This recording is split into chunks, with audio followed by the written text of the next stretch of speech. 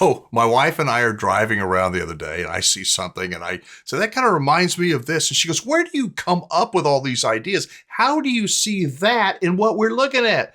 I don't know. I don't know. It's a curse. I can see something, a metaphor, in pretty much everything. Hi, everybody. Welcome to Wingman Wisdom. Thank you for being with me today. Today, I'm going to talk to you about snakes. Real snakes and metaphorical snakes, and how snakes can get you.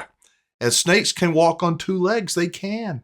Remember the movie with, what was it, Vacation in Vegas or whatever, with Chevy Chase, where he's going to go and he's going to break the casino. Yeah, he did, didn't he? He went, funny story, if you haven't seen it, everybody's seen it. He goes to the blackjack table and just gets his clock cleaned. That happens to so many people when they buy a car or an RV. They think they're going to go get them. Yeah, they get them all right. They get right in the belly of the beast. So, by the way, if you are thinking about buying or selling an RV, yes, you can click on the word more, open up. You can download my free RV report. I promise you it's free, no strings attached. You can get off my email list whenever you want to, but I want you to be a happy camper for a long, long time, not just the day you buy your RV. I want you to be a happy camper. To be a happy camper, you have to be a smart camper. So download my free report, and got one for buyers, one for sellers. Okay, let's talk about snakes for a minute. Just bear with me and see if you can see the metaphor. In fact, I'd like to invite you, if you would, to comment on this video if you see a metaphor. If you're like me and you see, gosh, that reminds me of whatever. All right, so I've been to Africa several times back when I was doing my TV show. And I was in South Africa one time, and I met this man who he was a super good guy. He's very polished, but he had this limp. And we visited, and I said, "So what's wrong with your foot or your leg?" And he says, "Well, I was bit by a snake." Really? And I'm fascinated. I've always been fascinated by snakes, a little bit afraid of them. I respect snakes. I don't like them, but I respect them. I know they exist. And he goes, "Yeah, it was a Mozambique spitting cobra." No way. Yes way. And so we talked, and he told me about it. And I said, "Well, how did it happen?" He says, "Well, I was at my camp." And he said, "My wife and I, she was in her bed and I was in mine." He's in Africa. It is so beautiful. Oh, there's nothing more beautiful than Africa. And it's the night sky, the stars. It's so dark, and the moon was out. And he said he was sitting on the edge of his bed, just admiring God's creation. He said he went to go put his feet, sitting on the side of his bed, put his feet inside of his bedroom slippers, and whack, he got bit on the foot by a spitting cobra. So, oh my God, what happened? Well, he's in the country. He's in Africa. He's jumped up, and he says, "I went and turned on the light and grabbed the broom in the corner. The snake was slithering around on the floor back underneath the bed and in the corner." He said, "I killed it." I said, "Come on, honey, we got to go." And he drove like 50 miles, he said, as fast as that Range Rover would go, got to the hospital. He told me all about it, and it was just this horrifying. It was an incredible story to hear. And the whole time, I'm just looking down at his foot. "That's your real foot?" He goes, "Yeah, I almost lost it." And you know me, I could not do what I did. And I said, "Could I see it?" Sure, he had no reservations. He takes off his boot, and it was the nastiest, ugliest thing I have ever seen. And they probably should have taken it. The snake bite happened years ago, but he said he was going to live with it, and he can't feel anything, and he's able to walk. He told me all about it. If I can find a picture, I'm going to put it up on the screen right now. He sent me some pictures of his foot when he was in the hospital. This is a horrible, horrible snake bite. So, again, this was in South Africa. That was what they call a Mozambique spitting cobra. Well, I was in South Africa for a week. I didn't see one snake, but I saw that one guy and heard the one good snake story. The following week, I fly it's called Maputo in Mozambique. Mozambique is this country adjacent to South Africa. It's long and narrow. And Maputo is down on the coast, down on the southeast corner of the country. So get there, drive all the way to a village called Tet, way up in the north part of Mozambique. And we go out in the bush. I'm going to be there for a week. And okay, we go to this place where it was a camp, and the camp was where there was a soldiers had built this camp. Mozambique has been in many, many wars through the generations, and it was an abandoned camp, not like a fort with a big wall around it, but these outbuildings, really primitive, but they had nice concrete slabs. No walls, just a concrete slab and a little thing kind of for some shade, and it was better than sleeping in the dirt. So we slept on these slabs. And the first day, I'm going to be there for a week. The first day we go in, and the natives that are there are working, and they're great people, fabulous, and they're clean, and they want to make sure you have a good experience. And so we pull up to the place where we're going to be sleeping. I'm thinking that's not bad, but there's holes underneath this slab, and the guy's inside, and he's this guy, the native, and all of a sudden he starts jumping around like he's on fire. And what's going on? Ooh, boo, boo, boo, boo, boo. He's speaking in whatever language they speak. And the outfitter's like, it's a cobra. And there was a Mozambique spitting cobra in the slab, right where I was going to be sleeping for the next week. No, he couldn't kill it. It was slithering across this super slick concrete floor. And guess where it went? Right underneath in the hole, right underneath the bed where I was going to be staying. It's not a bed, it's a cot. So I had just been to South Africa and seen what a Mozambique spitting cobra can do to somebody. I was horrified. Anyway, long story short, we ended up not seeing that spitting cobra anymore, but I slept with one eye open. I mean, for 7 nights, I slept with one eye open, being on guard. Another snake story real quick. I had a ranch in Texas we had for many, many years. My wife and I were on the back road, one of the country back roads, heading to the ranch one afternoon.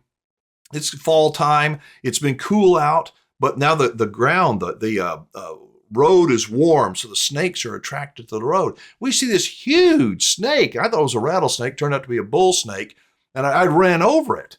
I looked into my rearview mirror, and it was flopping around. I thought, you know what? We had some people there that at the ranch that one of them was a snakeologist, whatever they call them. What is it? Herpetologist? I think that's what they're called. And I thought, you know what? I'm going to go back and get that snake. Is it a rattlesnake? No, it wasn't a rattlesnake. It was a bull snake. But it was funny. This bull snake had these lumps in it. Like, bloop, bloop, bloop, bloop. Big snake, long snake, 6 foot long. And talking, oh yeah, no, this is not a poisonous snake. They're very aggressive. And he's educating me about this bull snake. And what are the lumps? He says, well, let me show you. This is going to be kind of gross. My wife and I are standing there out in the back of the lodge. And he goes, let me show you. He takes that snake and he goes, and he squirts out the first lump. And it's the cutest little bunny rabbit you have ever seen. Sleeping in heaven. What? And he does it again. And there's the next one. There's like 6 baby dead rabbits, and each one was in a different degree of decay. What does this have to do with anything, Wingman? Well, I'm trying to, hopefully you're seeing something besides going, oh, that's a gross story. Those rabbits, do you know why rabbits have so many babies? Because they die. That's the way God made them. Most rabbits die. So they have to have a lot of them in their litter. Why? Because snakes will slither along. The ultimate predator that hasn't changed in eons will slither along and go, oh, dinner. And they will eat you, and then they will just go off. Snakes spend most of their life not out in the open, but they're around. More snakes than you want to believe. They hide. Snakes will get you. Human beings can act like snakes, but they can look so pretty. They can look so honest, can't they? But they will take advantage of you and eat you. And by the time they have swallowed you, it's financially a metaphor. If they have swallowed you financially by you signing your life away, you've made a bad decision, you are in the belly of the beast. I encourage you to look at life, to look at things and don't see things, please don't see things the way that I see them, but look at things and look how they can hurt you. Look at people's motivations. Look at how they're trying to influence you. Everywhere around us, every TV commercial, every ad on the internet that we see, they're trying to influence. We need to buy that. We need that. We'll look pretty if we buy this. We need some new shoes. Whatever it is, they're trying to influence you. Look at it from that perspective. Think of the snakes that are being eaten up, eaten alive. Think of how many times you've done something you thought for sure when you did it was the right thing to do. Eventually you found out what? Oh, not so smart, not so good. So unfortunately, that's how we learn. That's how the wingman got so much wisdom, because I have been eaten by the snake. I have been in the belly of the beast much of the time by my own doing, and I've tried to learn from it and pass some of these stories along. Wingman wisdom is not about me being right. It ain't about me trying to tell you this is the way you go live your life. This is how you must RV. I want you to live your life the way you want to live it. And I want to have a conversation with you. If you have a differing opinion, I love that. We can agree to disagree and we can still be respectful. Most of the people that watch this channel, they like most of the things I say most of the time, but not all the time. And I'm glad, because if you're like me, you better have a wife like I do that puts up with me. That's all I can say. So let me know what you think. Do you see metaphors in things? Do you see that? And you go, man, that reminds me of whatever. That's the way I come up with these monologues. I thought, you know what? When my wife was saying, how do you see this stuff? I'm going, snakes. I have a fascination with snakes. I want to stay away from them. But when I see them, I'm kind of excited by them. Another snake story real quick. I know I'm going on this video. I didn't want it to be this long. But at the ranch, we were in an area in central Texas that had a lot of snakes, lots of them. And we'd see quite a few of them, a lot of rattlesnakes. And there was this one knoll, this hill that it was a place where a snake den was. And you could see there were like little gopher holes, but they were positioned on this hill, and you could, around some of the holes, you could see the snake shed, the skin, where the snakes had gone in and out. Like, ooh, there's a bunch of them.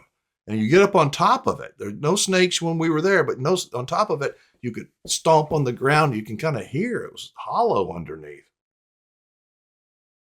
So I had to remember what the herpetologist told me, my snakeologist, and he said if you ever find a den, and you can get some gasoline, some fumes of gasoline, and squirt the fumes of gasoline down into the snake den, they will come out if there's any snakes in there. Well, there were snakes in there, lots of them. And it was very exciting to see all those rattlesnakes come out. This was the last time I ever did that. But are you fascinated with snakes? Are you fascinated with looking at things and saying, I need to use my noggin and figure that one out? I can connect that dot with that dot and live a little bit longer and get some wisdom from it. So again, I've got a free RV report. I don't want you to be eaten by a snake or eaten by a sleazy RV dealer. I want you to make good decisions. I don't have all the answers to everything. And yes, the free RV report is expanding as we speak. And as market conditions change in 2023, I will be releasing updated versions of the free RV report. But it's, it's my service, if you will, to you. I'm a semi-retired, my wife wants me to retire, semi-retired campground owner, former radio, TV guy, and I just love talking and telling stories, and I love hearing your stories. So you can download that free RV report at freervreport.com. You're watching this on TV, grab your phone, grab your telephone, and text the word report to 38470. That's the word report, and the number's 38470. You'll get an immediate bounce back with the link to click on. Boom, it'll take you over to freervreport.com. In like 2 minutes, you will have the report. There's one for buyers, one for sellers. I think you'll like it. You got nothing to lose. Again, thank you for watching. I appreciate you being a part of the Wingman Wisdom family. If you would, hit the subscribe button, give this video a thumbs up, and share it on social media with your family and friends, and especially folks who might like snake stories. Until next time, I'm Alan Warren, the RV Wingman. Be safe, have fun, play nice, and don't leave your good manners at home.